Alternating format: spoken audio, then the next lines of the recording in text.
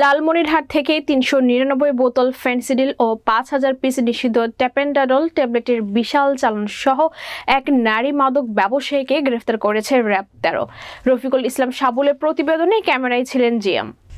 সোমবার দুপুর ১২টা ৩০ সময় লালমনিরহাট জেলার আদিতমারী থানাধীন মহিষতুলী গ্রাম থেকে এই মাদকদ্রব্য উদ্ধার করা হয়।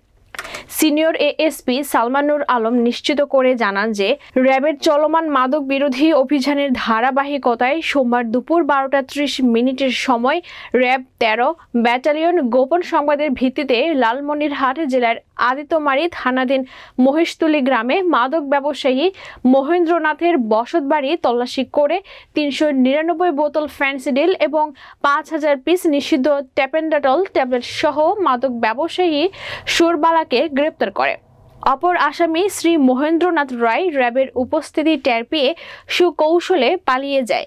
গ্রেফতারকৃত আসামির বিরুদ্ধে লালমনিরহাট জেলার আদিতমারী থানায় মাদকদ্রব্য নিয়ন্ত্রণ আইনে একটি মামলা রুজু করে সংশ্লিষ্ট থানায় হস্তান্তর করা হয়েছে।